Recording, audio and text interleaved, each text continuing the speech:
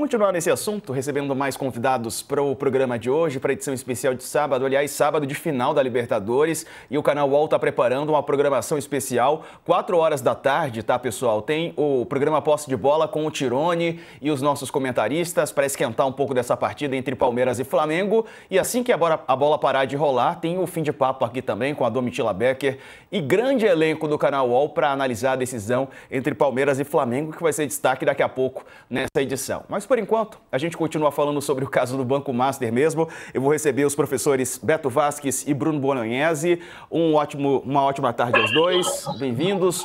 Ô, Beto, me diga uma coisa sobre a soltura desses diretores, né, desses banqueiros. A gente sabe que a rede de contatos deles é poderosíssima, né? E tem muito político ali temeroso em Brasília com até onde vai essa investigação, né, Beto? Boa tarde.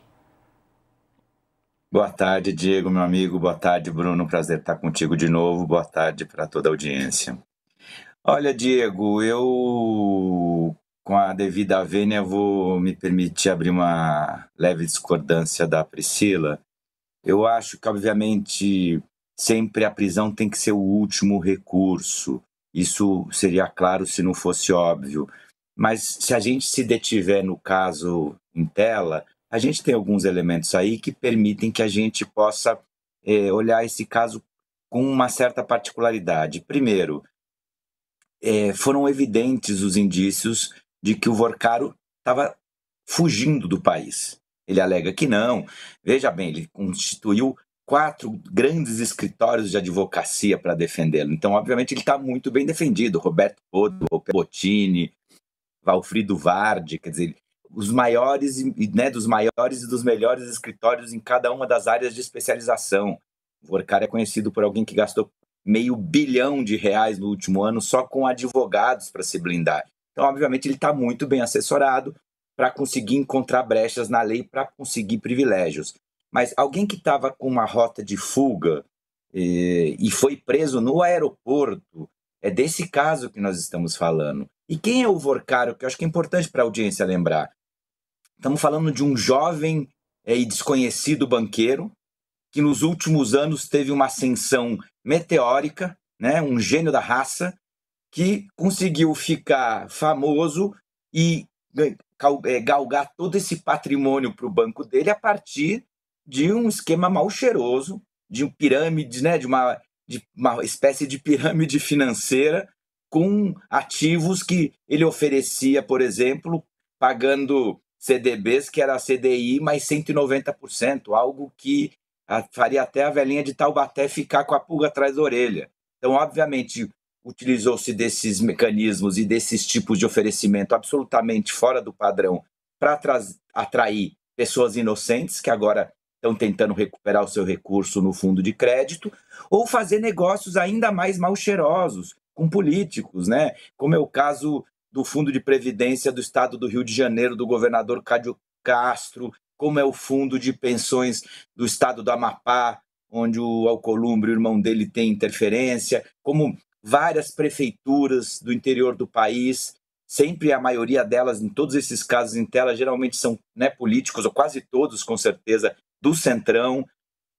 Dizem que essa liberação dele hoje até houve um relaxamento da turma lá em Brasília, porque as farmácias tinham acabado com os estoques de Lexotan e Zolpidem, porque o medo que esse rapaz que está aí na tela fizesse uma delação premiada ia ser complicado. E tem um segundo elemento, além do risco de fuga, quer dizer, uma figura como essa, como que o Vorcaro cresce tanto? Como é que ele se transforma esse gênio da raça? Oferecendo esse tipo de produto podre, que agora gerou uma faturazinha de 40 bilhões, um rombo, né, de 40 bilhões no Fundo Garantidor de Crédito. Ou seja, ele conseguiu enganar a Febraban, os grandes bancos do Brasil, e jogar uma fatura de 40 bi no colo dessa turma, assim, do nada. Será que é tão genioso? O que a gente viu é que ele se protegeu com uma rede de políticos. A gente sabe aquela coisa, né? É uma beiradinha lá para a turma do Bolsonaro, uma beiradinha para a turma do PT e o grosso, o bocão do Centrão. E com isso ele se blindou e conseguiu avançar, e com isso termino, Diego, se blindando e avançando sobre todos esses lobbies.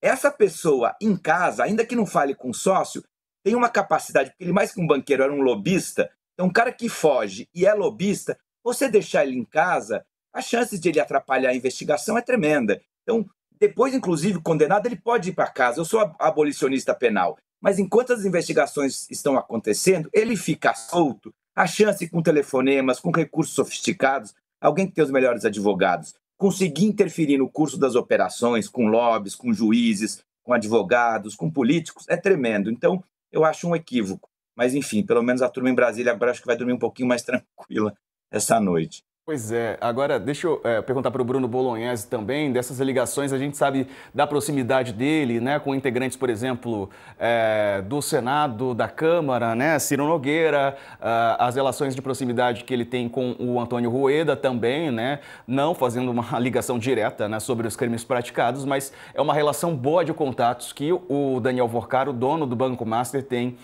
em Brasília em especial. Bruno, boa tarde para você. Boa tarde, colegas. Obrigado mais uma vez. Para comentar muito brevemente, eu acho que tem duas coisas aí, né? Primeiro, assim, não dá para a gente pensar que qualquer dono de banco, seja ele o menor banco possível, não tenha contato com o político, né? Ninguém cresce nesse compasso meteórico que o Vorcaro cresceu sem boas relações com a classe política e sem boas relações com quem comanda aí toda a rede de crédito e de proteção que o Estado oferece. Então, acho que é esperado, né, que ele tenha essas relações com senadores, com prefeitos de grandes cidades. Eu acho que não é nenhuma novidade. Eu acho que o problema é não ser novidade, né? A gente tem um país em que essas elites todas fazem parte de um grande emaranhado de relações promíscuas que leva a uma situação meio impossível, né? Um rombo de 40 bilhões no fundo garantidor e ninguém sabe como é que isso vai ser corrigido, né? Quer dizer, a gente sabe, né? No final vai ser como o escândalo do INSS, essas coisas todas, quem vai pagar a conta somos nós. Mas o que eu queria dizer complementaramente é que não dá para a gente também achar que está tudo bem porque o direito prevê isso e prevê aquilo, porque está escrito, tem um princípio geral que no direito ele é completamente abstrato e filosófico, né? E não tem pé com a realidade. Tem pé com a realidade. Além disso, do que o Beto falou sobre a chance de fuga, a chance de trabalhar nos bastidores, né? É um princípio simples. Se você pegar todas as pessoas que são soltas do dia para a noite, é todo mundo com dinheiro, é todo mundo da elite, é todo mundo com contato e todo mundo que é pobre, lascado, está preso. Então, assim, se esse é o direito do Brasil, se esse é o sistema de justiça do Brasil, tem alguma coisa muito errada acontecendo, né? Mas muito errado, muito errado.